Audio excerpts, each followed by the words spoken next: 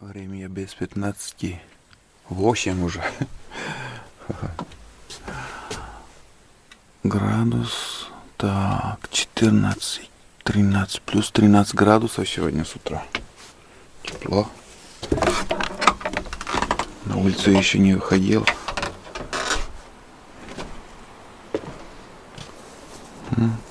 Тулан. Ну и ветрище сегодня у нас. Прям деревья шатает сильно-сильно. Смотрите. Да, туланы. Да. Ветрище. Первая ночь. Второй день.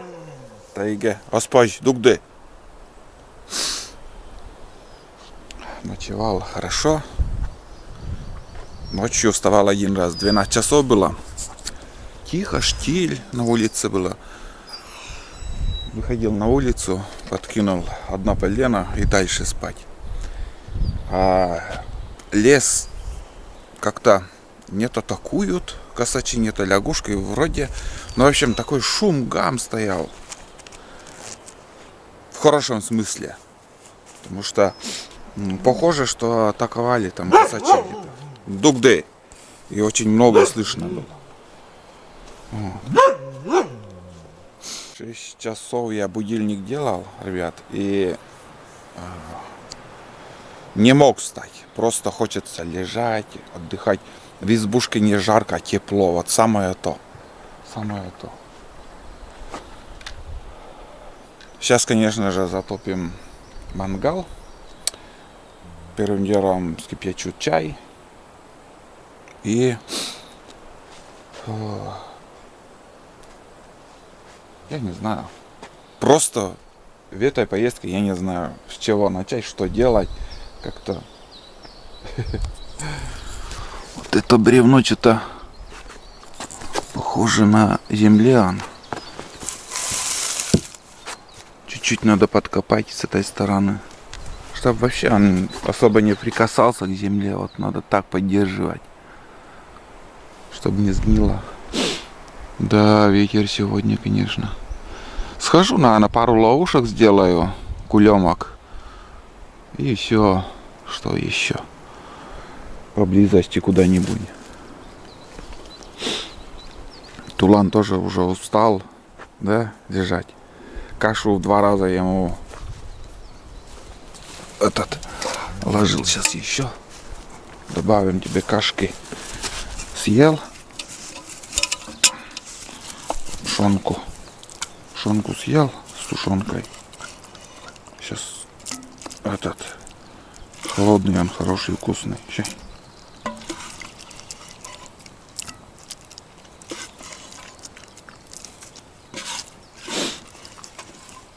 Чай. Вот так. Каждый раз хочу больше не показывать. Я имею в виду, не хочу показывать, как я кормлю собаку там. Есть, бывает, там критикуют, что неправильно кормлю, что там еще пишут. Такой, сякой. Одним хлебом кормишь, там еще. Ну, ребят, если честно так, я вот иду, скажем, ест кашу. Я иду, скажем, я пью с термоса чай с хлебом. Ну, там еще в прошлый раз чагу собирал, там еще было, что у меня было, я и не помню. Ой. Яйцо, наверное, было. И вот начинается там, не даешь яйцо, не даешь это, не даешь и то. Но у нас так принято. Мы для собаки на себе таскаем корм минимум. Хлеб дали, ему достаточно. Он не голоден, он знаешь, он может и полмесяца без еды прожить. Дай ему сучку, и он по тайге пойдет, полмесяца не будет есть, он будет идти за этой сучкой, и все. Они ночами и днями там у нас тоже кайде товарищи приходили. кобыли. И они без еды, без воды, зимой возле вольера спали по 5 суток и больше. Такая яма в снегу получалась до земли аж. Просто терпеливо лежат и все. Я не стану, ребят, показывать именно то, что другие показывают, или я не знаю. Пусть кормят, пусть хоть дают, что хотят. Мне без разницы. У меня собака сытая, довольная, живая. Всегда стараюсь брать с собой в походы. Вот это немножко раздражает. Просто, я не знаю, вот взгляд городских и по-другому они смотрят, видят. Воспитание собаки. Я не могу его перевоспитать, скажем, или дрессировать. Мне это не надо. Он такой, какой есть. Он работает так, как может. Кормлю, как что ем сам, тоже ему даю. Я тоже, если заметили, питаюсь скромно. Особо не шикую. Мне достаточно того, что я имею. Вот, скажем, я вчера суп сварил и доволен. Я не привез с собой большую грудинку или еще какой-то большой кусок мяса, чтобы приготовить там жарко или... Мне это не надо. Я в поход беру самый минимум, самый быстро готовящуюся еду, пищу и... Я не знаю. Он вот сейчас съел тарелку и чуть позже опять дам. Закончится, снова сварим, без проблем. А в рюкзаке с собой я беру с собой минимум. Запомните один раз и навсегда. Я его в избушке, возле избы дома кормлю на убой. А в поход я беру только ему один кусок хлеба.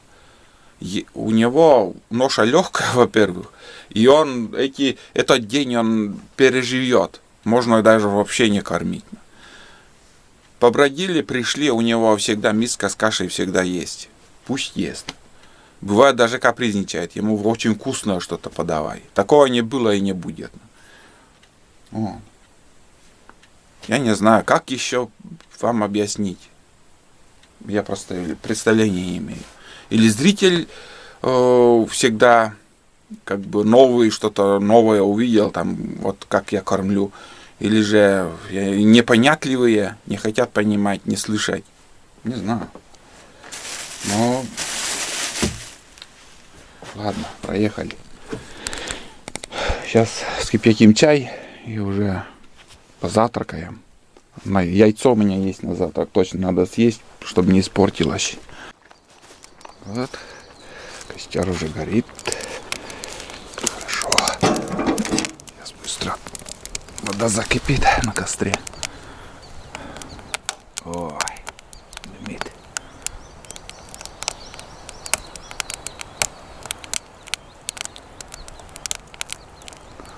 Да, что-то ветрено сегодня. Вчера такой штиль был, но перебор жарко. Блин, не выношу эту жару. Не нравится, если честно. Я человек. Люблю прохладу, но не мороз. Холод не люблю, прохладу люблю. Знаете, вот я лучше в кофте или в теплой одежде буду ходить, чем вот в жару без одежды и потом прям тяжело в жару. Дым идет. Западный ветер, изменилось. В печке там еще немножко угольки есть, дымит, поэтому и тепло держится. Не остыла изба, вообще тепло, как кайфово. Ну, вот так вот утро и начинается с костра. Сейчас в моде газовой горелкой быстро, без шума на газу там готовить. Да и безопасно. Я даже скажу вам, это один из лучших вариантов. Весной особенно. А летом это уже свежая трава выйдет, зелень. Она ничего не говорит. А вот это сухая трава, вон она, как шуршит. Это опасно. Это все здесь мангал у нас, здесь кострище было. Вот тут. И тоже уже вот такую полубочку, когда мангал сделал, здесь болгаркой я пилил эту полубочку, я здесь оставил, чтобы кто-то, ну раньше больше приезжали сюда, охотников, рыбаков, и за себя не волновался, не боялся, как бы я следил за всем этим, чтобы огонь не убежал. Но есть люди такие вот безбашенные. Одним днем живут, они даже не будут смотреть на огонь или еще что там, что-то может случиться или нет там. Вообще близко к сердцу вообще ничего не воспринимают. Вот из ведра вот этот мусор надо тоже сжечь. Тут пакеты, куча пакетов, да, сразу на кострище отнесу. Здесь воняет. Это с зимней охоты. У меня здесь привада. В пакетах это гнилая рыба. Это надо все сжечь. Буханку хлеба я вчера жег, но он так и не сгорел полностью. Там пол буханки еще.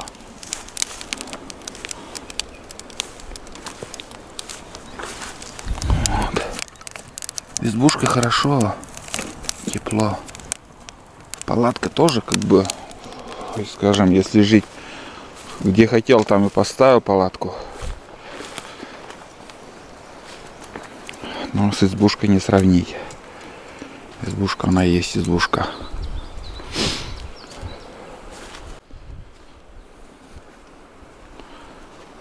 Что-то мешает ему. Грызет. Лёшку себе готовит.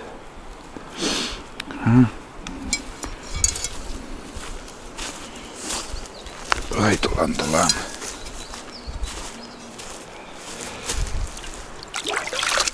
Так, тебе, парень, вода.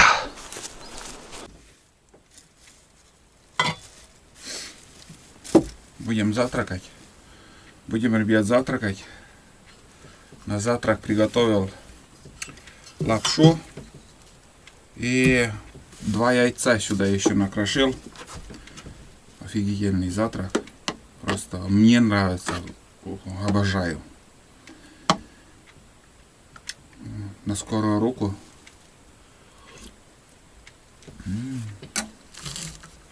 И солянку, вот эту еще надо доесть. Между прочим, я думал, суп жирный получился вчера, имею в виду ужин. И будет изжога там или еще что-то. Не, все нормально. Так что время от времени я эту солянку буду покупать.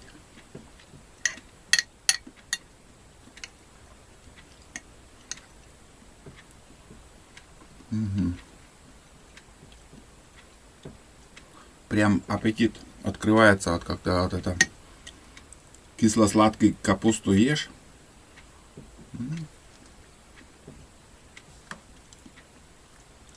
И лапша еще вдогонку.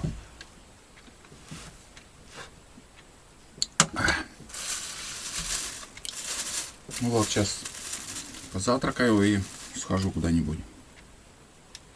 Между прочим, озеро полностью открылось. Вчера уже вечером все растаяло быстро. Я еще сюда перевез вещи вдоль берега, а вечером уже все растаяло. Вчера очень жарко было, поэтому вот так быстро все получается.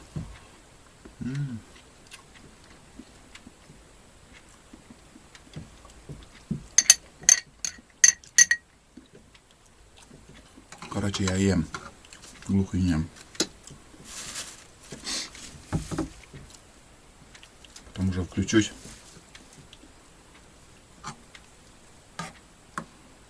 Чуть позже. Ну и ветрище сегодня. Прям низом идет ветер. Не только верхушки шатает, а вообще внизу.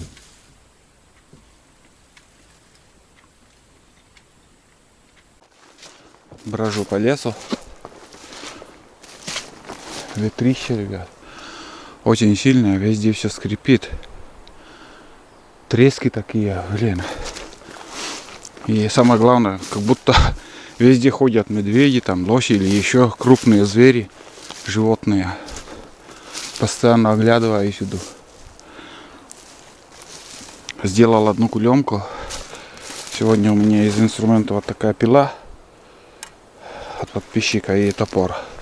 Ну там гвозди, проволока в этом еще. В рюкзаке. Облачно становится, наверное, туча идет. Может даже и дождь будет. Ладно, ребят, решил я показать, как она выглядит, эта кулемка. Я сейчас соберу. Для этого уже спилил вот такой ручной бензопилой. Самая надежная, легкая вообще. Не надо бояться, что у вас там закончится бензин или цепь порвется. Вообще идеал. Вот, ну и самое главное, чтобы пила хорошая была. Она острая. Вот я сушину спилил там без проблем. Вот 3 сушины. Ну, с одной из сушин вот такая вершинка осталась. Вот выбрал вот это дерево и вот это. Вот здесь и буду собирать. Вот у меня там стоял капкан. Здесь я куницу в этом сезоне одного снял, поймал. Там, смотрите, вот как бы болотистое место. И здесь край уже получается сосновый лес такой хороший. Вот, и видать, куница тут ходит. Вот. Я сейчас вот сюда соберу и вам уже обзор полностью сделаю, как все это выглядит. Вот. Вот еще вот такая деталь получается. Ну и вот еще вторая. Конечно, не прямая. Что-то надо. Но вот тоже говорю, ручной ножовкой спилил. Не надо топора даже. Вообще идеально. Вот. Ну, не люблю я такое, конечно, показывать. Это ловушки, капканы, вот это. Но думаю, будет интересно некоторым. Да, и в интернете таких навалом уже, этих ловушек. Сушина хорошая. Даже, думаю, лет 10, наверное, прослужит. Очередная ловушка готова. Вот так он выглядит. Еще раз говорю, можете посмотреть в интернете. Всяко разные эти ловушки показывают. И я как сделал, тоже показал. В основном, конечно, дерево. Из дерева делают пни. Типа, чтобы не шатало там ветром. Но это сказки. Потому что, знаете, зимой почти ветров нету. Морозы, снегопад. Я в этом не нуждаюсь. Сколько ловушек делаю, все постоянно так. Хоть еще он будет там воротить, он ходуном оба дерева ходят и ничего не сработает. Как все это выглядит? Использовал 4 гвоздя. Вот насквозь здесь у меня гвоздь идет. 1, 2. Типа рейки. Конечно, если бензопилой, если так прикинуть, дерево свалить, потом наполовину спилить и потом рейку туда прибить, вообще идеально было бы. Но это тоже нормально. Здесь насквозь. Этот ходит туда-сюда. Это тоже свободная рейка. Тоже свободна. Второй конец получается у меня один насквозь вот тут. Второй просто вот загнул гвоздь. Видите?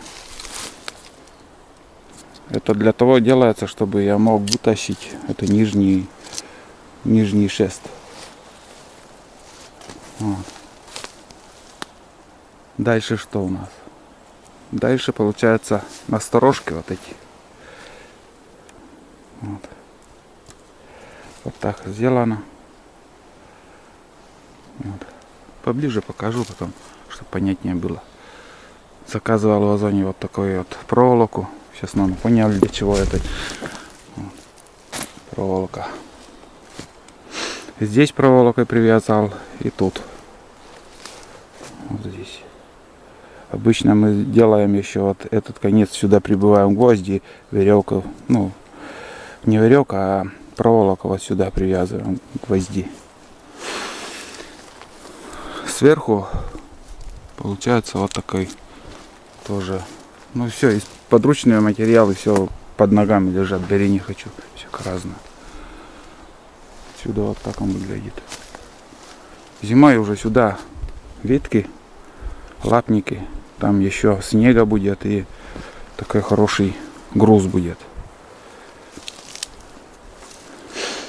Вот. Насчет сбежика, там еще сбежик делают. Я особо не заморачиваюсь. Если куница голодная, он будет подниматься без сбежика, это без проблем. А если он не голодный, он будет ходить по сбежику и вдоль, около, кругом. Он не зайдет туда и приваду не тронет. Самое главное, чтобы куница голодная была. Поднимется он без проблем. Вот. Ну и тут еще нажива будет там, в принципе. Не так высоко сделал. Если так прикинуть, мой рост 1,86 м ростом, вот, примерно вот так. Можно еще даже ниже. Чем ниже, тем куница лучше заходит в капканы или же в ловушки. То же самое капкан. Не надо высоко делать. Некоторые, я смотрю, ловушку на рябчика делают. Капец, там еле достают. Это глупость дурачная. Чем ниже, тем лучше. Рябчик тоже бегают. И они высоко. На 70% не будут подниматься на ловушке. Также и куница. Чем ниже, тем лучше. Понятное дело, куница попадет, зависнет там невысоко от снега, там лиса придет съест. Но это да, это лотерея тоже. Но и шанс поймать куницу больше. Надо просто капканы чаще проверять и все. Ну и то, как он работает, тоже, в принципе, тут он наступает вот на этот. Вот. И срабатывает, и все, он попал. Без проблем. Груза еще зимой 10 раз тяжелее будет, он ничего не успеет сделать. Бумс, и все. Так. Придавит, задавит. Это чуть-чуть надо по-другому еще доделать. Проволоку я имею в виду. Что-то еще второй раз надо обмотать. Свободно стал ходить, это нехорошо. Вот. Ну или маленьким гвоздем прибить. Сперва проволокой так проверить. Если все уже хорошо, там можно и гвоздь прибить маленький.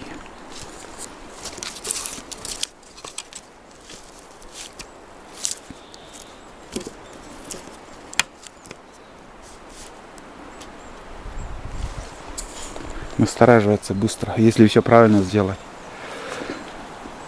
Если вот так посмотреть вертикально, вот смотрите, вот шатается как.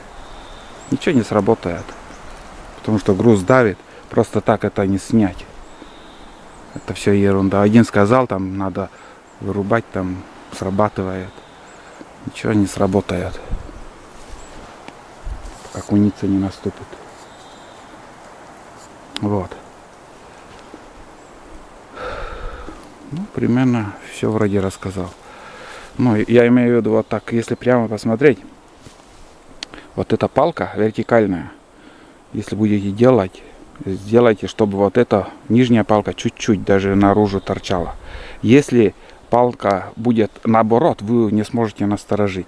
А если эта палка наружу, вот так, угол этой маленькой палки, нижняя часть левее идет, у вас никакой ветер не помешает. И настораживать хорошо. Здесь почти вертикально, но еще чуть-чуть надо, чтобы вот назад, налево. Ну все, очередная ловушка. Если куница попадет зимой, конечно же, я вам покажу. А все остальные ловушки, как были за кадром, так и будут. Что и капканы. Не люблю я хвастаться, сверкать всем этим делом. Я много чего уже показываю, что не надо показывать охотнику. Стрельбу и добычи и все остальное. Ком народ такой, вот суеверие очень сильно у нас. И каждый момент мы, ну, знаете, ну, мы такие суеверные. Насчет оружия, там, добычи, там, собак или еще. Ну, примерно поняли, наверное, как это все работает. И ловушки там показывал на глухаря как-то раньше, и на рябчиков делал, и еще на глухаря там, это я вроде все удалял там. И в комментариях что-то не нравится людям. Зависть, обычная зависть. Просто сидят, ни хрена не делают. А вот эти ловушки, если так подумать, изготовление этих ловушек и зимой чего стоит это промысел, охота, сколько труда, пота и всего. Это очень трудная работа, конечно. Желательно, наверное, насквозь вот такие проволоку насквозь просверлить. Это дома лучше вот такие штучки сделать. С десяток сделал там. И там тоже. Самое сложное в этом, ребят, вот изготовление ловушек, это материалы. Когда ищешь вот сушину или еще какое-то дерево там, чтобы они прямые были. Вот эти мелкие деревья, они такие зигзаги. Вот когда идешь, просто охотишься. И место хорошее, и деревья как надо стоят, и, блин, и материал такой, какой нужен. А начнешь что-то делать, ничего нету. Ничего, как бы, очень трудно искать. Вот это все у меня так стоит, а зимой уже я на проволоку сюда повешу. Или вон на то дерево. Ну все, давайте, ждите зимнего промысла там. Посмотрим, как охота пойдет. А я дальше работаю. Пока не надоест, буду делать ловушки и все. И, наверное, еще чагу буду забирать завтра. Живешь, блин, больше половины жизни и не понимаешь, что вот обычная ножовка в промысловой охоте тебя может там 2 раза облегчить. Капец. Ребят, берите с собой вот такие маленькие ножовки. Рекомендую. Любой фирмы, я не рекламирую это просто от подписчика. Сегодня вот я начал пользоваться, блин, вот эти концы обрезать. Надо, чтобы вот так вот обрезаны были. А топором, когда рубишь, он острый.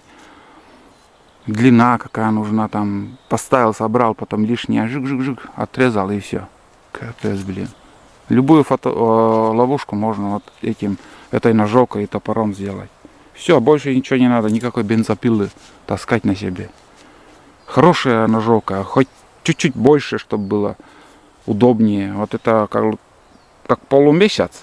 А я бы, конечно, взял прямую обычную ножовку. Самое главное, чтобы вот развод был и он острый был.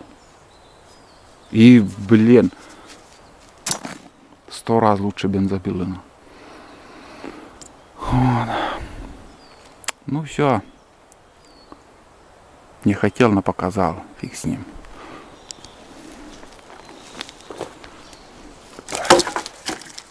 Так вот он срабатывает. Видите, все четко. Эта палка в сторону отходит и хорошо придавит потом куницу. 5500 у нас куница в этом сезоне была. Хоть какой-то заработок. Ну это уже потом, когда наживлять буду, все остальное буду делать лапники, закрывать и оттуда еще капкан сюда повешу, а тот капкан на другое место другой раз зимой подальше поставлю. Вот. Я уже в избушке, включай, слушаю радио. 选择对他最适合的治疗方法。所以在这个治疗过程当中， Другие волны не ловят. 化疗， Сейчас Китай говорит. Утром Франция там что-то говорила. Пускай даже Китай, пускай даже Франция, без разницы какая страна. Лишь бы какая-то волна была, где я мог слушать музыку. Хоть на иностранном языке музыку ты послушаешь с удовольствием. А вот это нуманама, что они говорят, новости говорят, а о чем речь идет, не знаю. Вот. Раньше любое радио ловило «Маяк», «Радио Юность», еще какие-то волны там, даже Комигор, там наш, это республиканское радио. Сейчас ничего не ловит. Вообще. Ни одной волны здесь не поймать нормальной. Наши волны. Российские. Только за рубеж. И то какие-то... Я не знаю. Почему так.